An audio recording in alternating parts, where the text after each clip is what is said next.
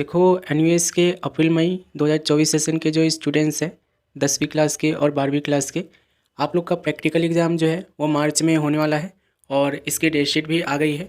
अगर आपने अभी डेट शीट को डाउनलोड नहीं किए हो तो डेट शीट को डाउनलोड कर लेना। डाउनलोड करने का लिंक आपको वीडियो के डिस्क्रिप्शन में मिल जाएगा। डेट शीट को कैसे समझना है, कैसे आप लोग को क्या क्या चीज़ें गाइडलाइंस में दी गई है, इसके ऊपर मैंने डिटेल में वीडियो बना रखा हूँ, उसको आप लोग देख लेना। अब काफ़ी सारे ऐसे स्टूडेंट्स हैं जिनको डेट शीट को डाउनलोड करने में प्रॉब्लम आ रही थी, तो देख लो प्रॉब्लम क्या है। जैसे कि यहाँ पे आप देखोगे ना, तो अगर आप यहाँ पे लॉगिन रहोगे ना, जैसे कि मैं आपको बता दूँ, अगर आप यहाँ पे लॉगिन रहोगे, ये स्टूडेंट लॉगिन का ऑप्शन मिल रहा है आपको। अगर आप यहाँ से लॉगिन कर लोगे ना, ये लॉगिन कर लोगे, तो जो मैंने आपको डेट शीट डाउनलोड करने का लिंक दे रखा हूँ प्रैक्टिकल एग्जाम वाला, अगर आपने लॉगिन कर रखे हो तो वो लिंक काम नहीं करेगा। ठीक है, इस तरीके से आपको ऑप्शन मिलेगा। अगर मैं आपको दिखाऊँ यहाँ पे, ये देखोगे तो जब आप लिंक पर आओगे ना, तो इस तरीके से आपको ऑप्शन मिलेगा, you are not allowed to perform this action का। तो अगर आपने लॉगिन कर रखे हो और डेट शीट को डाउनलोड करने की कोशिश कर रहे हो तो डेट शीट आप लोग का डाउनलोड नहीं होगा। You are not allowed to perform this action आपको यहाँ पे मिलेगा। तो करना क्या है, आपको सिंपली यहाँ से लॉग आउट कर देना है सबसे पहले। ठीक है, लॉग आउट करने के बाद फिर से आप लोग को जो मैं लिंक दे रखा हूँ उस लिंक को ओपन करना है। यहाँ पे आप लोग के सामने ये नोटिफिकेशन वाला पेज खुल जाएगा और यहाँ से अपने डेट शीट को डाउनलोड कर लेना। ठीक है, डेट शीट को डाउनलोड कर लेना और डेट शीट को डाउनलोड करके देख लेना कि आप लोग का एग्ज़ाम कब से शुरू हो रहा है। और एग्ज़ाम के साथ साथ आप लोग को कुछ चीज़ें इसमें बताई गई है जिसके ऊपर मैंने आपको डिटेल में वीडियो बना के दे दिया हूँ। उस वीडियो को भी प्लीज़ देख लेना ताकि आप लोग को सारी चीज़ें समझ में आ जाए। ठीक है, उस वीडियो का लिंक मैं आपको वीडियो के डिस्क्रिप्शन में दे दिया हूँ। अब यहाँ पे चलते हैं, थोड़ा सा हम ये जो प्रैक्टिकल चीज़ें हैं उस पर हम बात कर लेते हैं। फिर हम बात करेंगे कि आप लोग प्रैक्टिकल एग्ज़ाम में पास कैसे हो सकते हो। ठीक है, बिना कोई पैसे दिए टीचर को पास होना है तो आपको क्या करना पड़ेगा, सिर्फ आपको पास होना है तो उस केस में आपको क्या करना पड़ेगा। तो सबसे पहले हम थोड़ा सा बात कर लेते हैं। देखो अभी जो प्रैक्टिकल एग्ज़ाम की जो डेट शीट है आप लोग की, ये देखोगे तो इसमें आप लोग को एक एवरेज डेट दिया गया है कि आप लोग का इस डेट से लेके इस डेट पे प्रैक्टिकल एग्ज़ाम होने वाला है। जैसे कि 11 मार्च से लेकर 14 मार्च के बीच में 10वीं क्लास के और 12वीं क्लास के जिन जिन सब्जेक्ट के प्रैक्टिकल एग्ज़ाम होने हैं वो सब्जेक्ट आप यहाँ पे देख पा रहे होंगे। और जब हॉल टिकट आप लोग का आएगा तो उसमें भी सिर्फ यही डेट मिलेगा सेम। ठीक है, कि 11 मार्च से लेकर 14 मार्च के बीच में इन इन सब्जेक्ट के जो है प्रैक्टिकल एग्ज़ाम एनयूएस में कंडक्ट होने वाले हैं। ठीक है, तो आप लोग को एग्जैक्ट टाइमिंग के लिए, एग्जैक्ट डेट के लिए इस नोटिफिकेशन में बोला गया है नीचे, और मैं आपको पहले ही बताया था। अगर आपको अपना एग्जैक्ट डेट पता करना है कि मेरा प्रैक्टिकल एग्ज़ाम कब होगा और एग्जैक्ट आप लोग को टाइम पता करना है कि मेरा प्रैक्टिकल एग्ज़ाम कब होगा, तो उस केस में आप लोग को स्टडी सेंटर विजिट करना पड़ेगा और स्टडी सेंटर के टीचर से मिलना पड़ेगा। वहाँ पे जाकर जो भी आपको स्टडी सेंटर मिला हुआ है उस स्टडी सेंटर के पास जाओगे और उनसे मिलोगे और पूछोगे कि सर हमें प्रैक्टिकल एग्ज़ाम के लिए कौन से डेट पे आना है और कितने बजे आना है, ये हमें बता दो। ठीक है, वो आप लोग को एक टाइम बता देंगे, एक डेट बता देंगे कि आपको इस डेट पे आना है। ठीक है, और उसी डेट पर आप लोग को प्रैक्टिकल एग्ज़ाम देने के लिए जाना होगा। तो इस चीज़ को यहाँ पे ध्यान रखना कि ये जो आप लोग को एवरेज डेट दिया गया है ना, ये एनयूएस के स्टडी सेंटर वालों को दिया गया है, आपको नहीं दिया गया है। ये जो आप देख पा रहे होंगे 11 तारीख से लेते 14 तारीख के बीच में जो आपका प्रैक्टिकल एग्ज़ाम का डेट दिया गया है, ये डेट आप लोग के लिए नहीं दिया गया है, ये आपके स्टडी सेंटर वालों को दिया गया है कि 11 तारीख से लेकर 14 तारीख के बीच में बच्चों का प्रैक्टिकल इन इन सब्जेक्ट का आप करवा देना। अब आपके स्टडी सेंटर वाले जो है वो आप लोग की अरेंजमेंट बैठाएंगे, आप लोग के लिए शेड्यूलिंग करेंगे, एक लिस्ट बनाएंगे जिसमें आप लोग को वो ये बताएंगे कि 11 तारीख को कौन से स्टूडेंट्स आएंगे 10वीं क्लास के, और 12 तारीख को कौन से स्टूडेंट्स आएंगे, 13 तारीख को कौन से स्टूडेंट्स आएंगे। ये स्टडी सेंटर अपने आप से खुद से अपने अकॉर्डिंग टाइम और डेट फिक्स करेगी। ठीक है, उस पर आप लोग का कोई कंट्रोल नहीं है और ना ही एनयूएस हेड क्वार्टर का कोई कंट्रोल है। ये आपके टीचर जो होंगे स्टडी सेंटर में वही आप लोग का ये तय करेंगे कि आप लोग को कितने बजे आना है और कौन से डेट पे आना है। डेट आपको पता चल जाएगी कि आपको 11 तारीख से 14 तारीख के बीच में एग्ज़ाम होना है, तो इस बीच में आपका होगा 11 को होगा कि 12 को होगा कि 13 को होगा कि 14 को होगा, ये कौन तय करेगा, आपके स्टडी सेंटर वाले तय करेंगे। और कितने बजे होगा ये भी आपके स्टडी सेंटर वाले तय करेंगे। दूसरी तरफ अगर आपका स्टडी सेंटर ऐसा आपसे बोलता है कि आपका जो स्टडी सेंटर है वो काम नहीं कर रहा है एनयूएस की तरफ से और उनसे एनयूएस से कोई लेना देना नहीं है, तो ऐसा कुछ अगर वो बोलते हैं तो उस केस में आप लोग को हॉल टिकट का वेट करना है। ठीक है, हॉल टिकट का आपको वेट करना है और हॉल टिकट में अगर आपका स्टडी सेंटर काम नहीं कर रहा होगा तो वो प्रैक्टिकल एग्ज़ाम का आपको सेंटर दिया ही नहीं जाएगा। ठीक है, कहने का मतलब समझ रहे होंगे। जब आप लोग यहाँ से हॉल टिकट निकालोगे ना, और सपोज करो कि आपका स्टडी सेंटर एक्टिव नहीं होगा, ठीक है, काम नहीं कर रहा होगा, एनयूएस से लिंक नहीं होगा, और आपको मिला भी हुआ है, वो आपके आईडी कार्ड पे प्रिंट भी हो रहा है, तो उस केस में आपको घबराने की ज़रूरत नहीं है। वो स्टडी सेंटर आप लोग को प्रैक्टिकल एग्ज़ाम के लिए मिलेगा ही नहीं, आपको कोई और स्टडी सेंटर मिलेगा।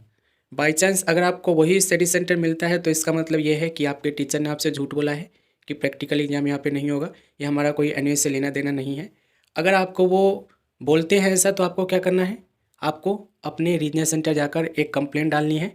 ठीक है, लिखना है उसमें कि आपने जो मुझे स्टडी सेंटर अलॉट किए हो, दिए हो, वो स्टडी सेंटर साफ मना कर रहे हैं कि हमारा एनयूएस से कोई लेना देना नहीं है।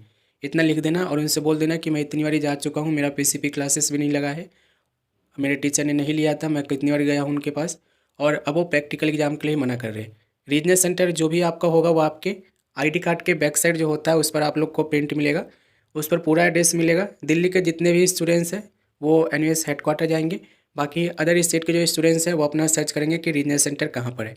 जैसे कि बिहार का जो है आप लोग का पटना में पड़ जाएगा, और आप लोग का जो अदर है, ठीक है, उनका आप देख लेना, गूगल कर लेना, आपको मिल जाएगा। अब हम बात करते हैं कि आप प्रैक्टिकल एग्जाम में पास कैसे हो सकते हो।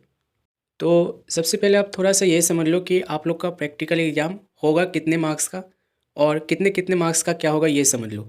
ठीक है, आप ये समझ जाओगे तो उसके बाद आपको पास करने में ज़्यादा आसानी रहेगी। ठीक है, जैसे कि यहाँ पे आप देखोगे 10वीं क्लास में मैथमेटिक्स है, और मैथमेटिक्स का यहाँ पे आप देखोगे तो हम प्रैक्टिकल एग्ज़ाम की गाइडलाइंस यहाँ पे हम आपको डाउनलोड करके दिखा रहे हैं, ये आप देख लो।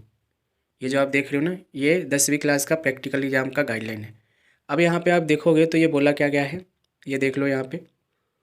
तो जो 10वीं क्लास के स्टूडेंट्स हैं मैथमेटिक्स के, उनके प्रैक्टिकल एग्ज़ाम जो है 15 नंबर के होने हैं। ठीक है, ये सारी चीज़ें के ऊपर मैं वीडियो बना चुका हूँ, उसका लिंक भी मिल जाएगा कि कितने नंबर के आपके प्रैक्टिकल एग्ज़ाम होने हैं।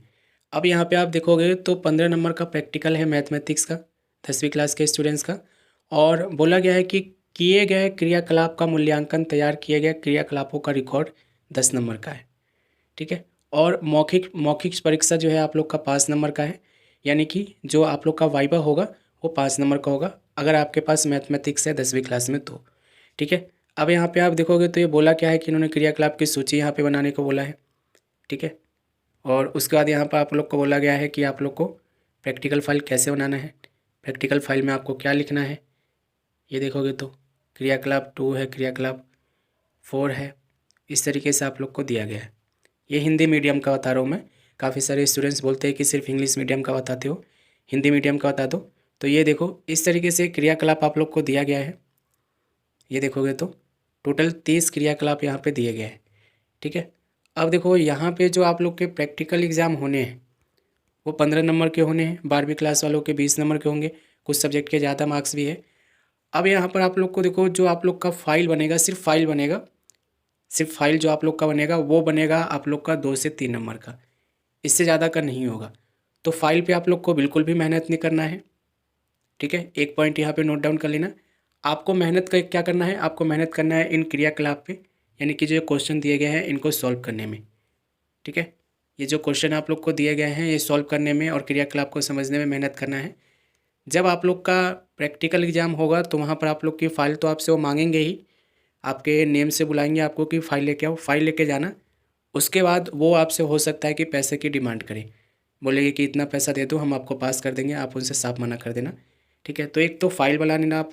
ठीक है, फ़ाइल बना के, और आपको क्या करना है कि फ़ाइल बनाने के बाद आप लोग को, आपको जो भी एग्ज़ाम की डेट टाइमिंग मिलती है उस टाइम पे डेट पे चले जाना है और वहाँ पे फ़ाइल जमा कराना है। फ़ाइल जमा कराते समय जितना भी वो पैसे की डिमांड करेंगे आप साफ मना कर देना। ये ज़रूरी नहीं है कि पैसा आपको देना ही है तभी पास होगे, आपको साफ मना कर देना है। उसके बाद आप लोग का होगा रिटन एग्ज़ाम, जिसमें कुछ क्वेश्चंस आप लोग को दिए जाएंगे। जो टीचर होंगे वहाँ पे वो आपको कुछ क्वेश्चन देंगे एक कागज़ पे लिख के और बोलेंगे कि इसे सॉल्व करके दो। उसके लिए आपको 1.5 घंटा 2 घंटे का टाइम दे देंगे और सॉल्व आपको करना होगा। वो क्वेश्चन कभी भी आप लोग को बताएंगे नहीं कि घर ले जाओ ये कर लो वो कर लो, आप याद कर सकते हो उस क्वेश्चन को, अगर बाद में इन फ्यूचर कोई केस बनता है दोबारा से एग्ज़ाम देने का तो इसलिए। ठीक है, तो रिटर्न एग्ज़ाम होगा जिसमें से आप लोग को बस अटैम्प्ट करना है। ठीक है, आप ये मत सोचो कि सही होगा कि नहीं होगा, बस आपको अटैम्प्ट करके आना है। ठीक है, अटैम्प्ट करके आओगे तो उस केस में क्या होगा, आपको मार्क्स मिल जाएगा। तो 2 नंबर आप लोग के फाइल के मिल जाएंगे, ठीक है। और 10 में से मान के चलो अगर आप सिर्फ पेपर भी अटैम्प्ट कर लेते हो तो भी बता रहा हूँ, 10 में से आप लोग को कम से कम 5 या 6 मार्क्स मिल जाएंगे अगर आप क्वेश्चन पेपर को अटैम्प्ट कर लेते हो जो क्वेश्चन देते हैं, और आप सिर्फ लिख के आ जाते हो वहाँ पे, ठीक है, तो भी आप लोग को 5 से 6 नंबर मिल जाएगा।